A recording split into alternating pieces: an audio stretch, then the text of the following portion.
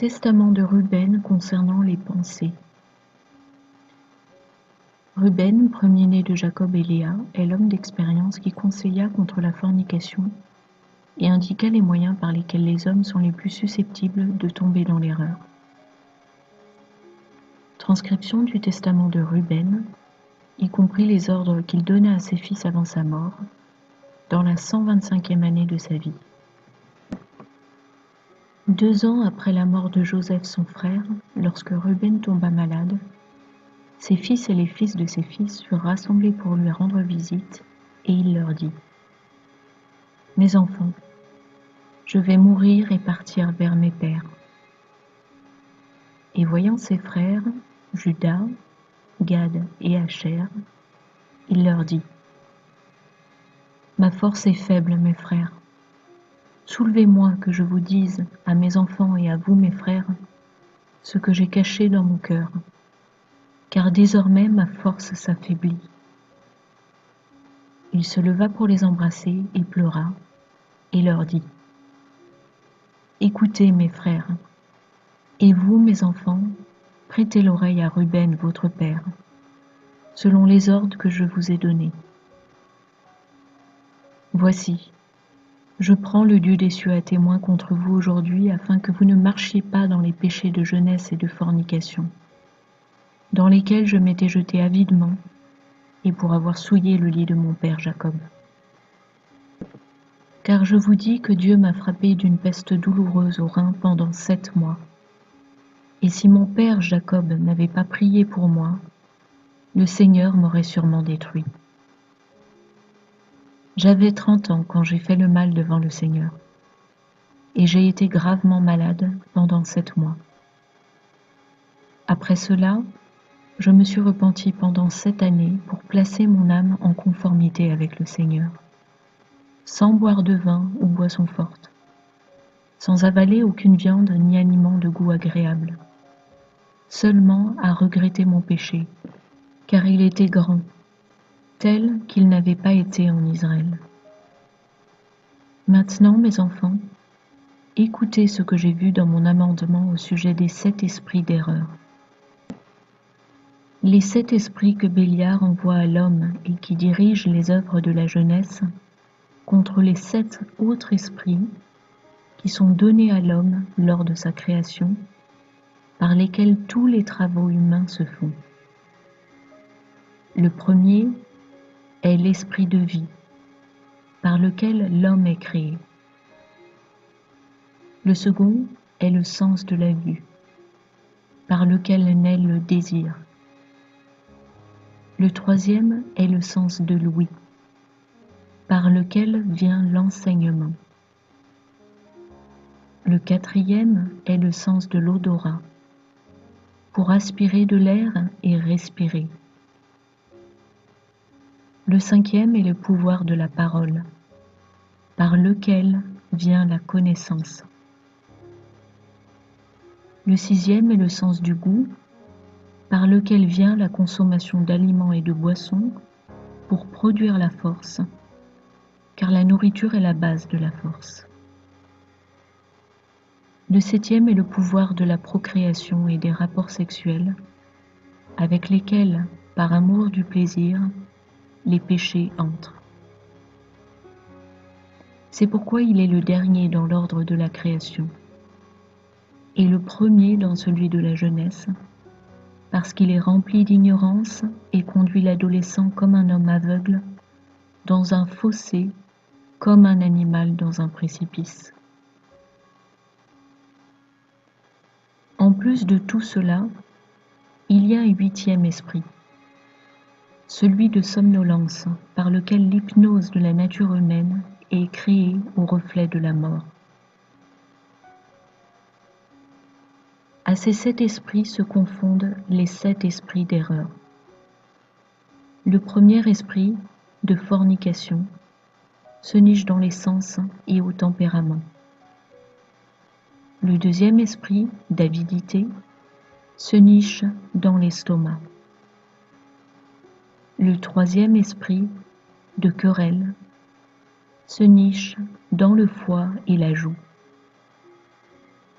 Le quatrième esprit, de flatterie trompeuse, rend un homme équitable sous l'effet d'une exaltation excessive. Le cinquième esprit, de supériorité, rend un homme hautain sous l'effet d'une vexation. Le sixième esprit, de mensonge, cache ses paroles, ses affaires, à ses amis et à ses parents, même pour détruire et rivaliser. Le septième esprit, d'injustice, rend l'homme voleur et fraudeur sous l'effet de son mauvais penchant, car l'injustice agit en accord avec les autres esprits pour une rétribution.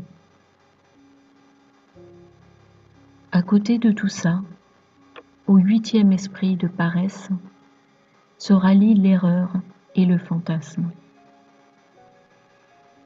Ainsi périt tout jeune homme, obscurcissant son esprit de la vérité, faute de compréhension de la loi de Dieu et d'écoute envers les instructions de ses pères, comme il m'arriva dans ma jeunesse. Maintenant, mes enfants, aimez la vérité, elle vous préservera. Écoutez les paroles de Ruben, votre père. Ne regardez pas une femme avec insistance, et ne fréquentez pas une femme sous l'autorité d'un mari de manière personnelle. Ne fouinez pas non plus dans les affaires féminines, car je n'aurais pas vu Bila si elle s'était baignée dans un lieu couvert.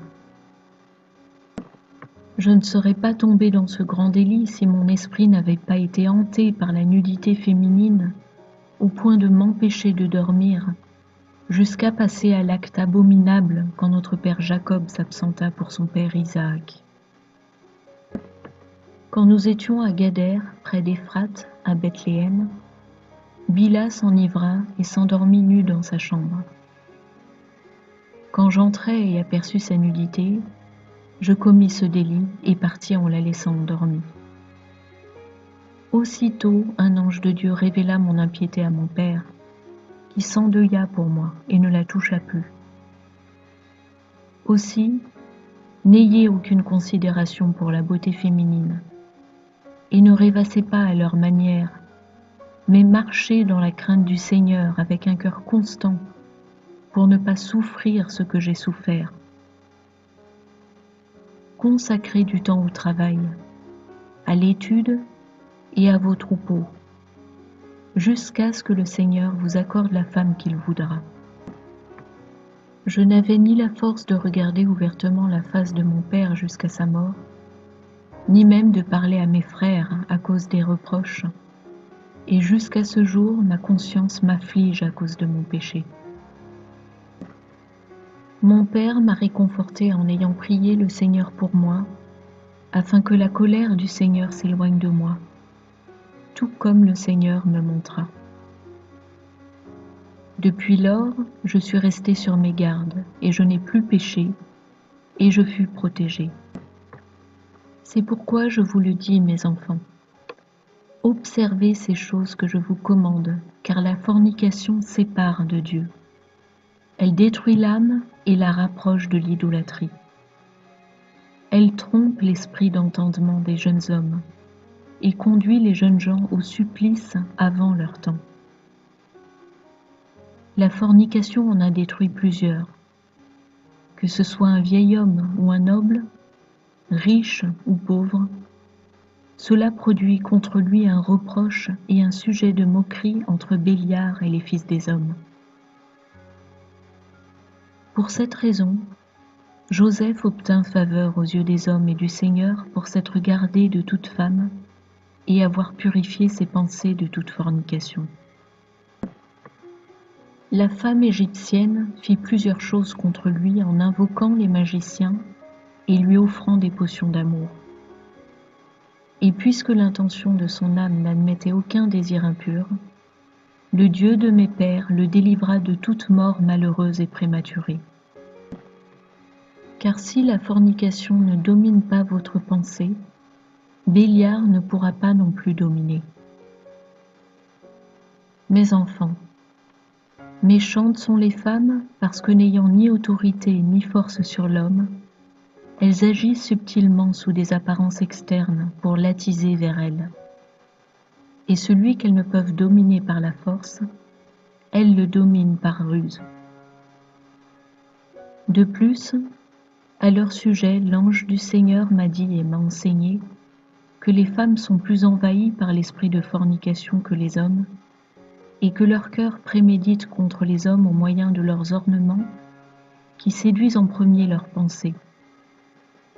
Elles font pénétrer le poison qui les rend captifs, et font pénétrer le poison en clignant des yeux. Ainsi, ils deviennent captifs par leur manière, car une femme ne peut pas dominer sur un homme par la force. Fuyez la fornication, mes enfants, et instruisez vos femmes et vos filles de ne pas orner ni leur visage ni leur tête, car les femmes qui séduisent par ces choses sont réservées au châtiment éternel, comme celles qui séduisirent les vigiles avant le déluge. Ceux-ci les regardaient sans cesse, et tandis qu'ils tombèrent dans le désir l'un de l'autre, leurs esprits conçurent l'acte, en prenant l'aspect des hommes qui, pour elles, ressemblaient à leurs maris. Les femmes aux pensées animées du désir de ces apparitions donnèrent naissance aux géants, parce que les vigiles leur apparaissaient comme touchant les cieux mêmes. Préservez-vous de la fornication. Et si vous voulez être purs d'esprit, gardez vos sens devant les femmes. Instruisez-les de ne pas se tenir en compagnie d'hommes pour qu'elles soient pures, et dans leurs pensées aussi. Car même si les intentions impures ne sont pas formées, les rencontres fréquentes sont une infection sans remède, et un blâme éternel de Béliard contre nous. Car dans la fornication, il n'y a ni compréhension ni piété, et toute jalousie cohabite avec le désir. C'est par la jalousie que vous voudrez être plus exaltés que les fils de Lévi, mais vous n'en serez pas capables.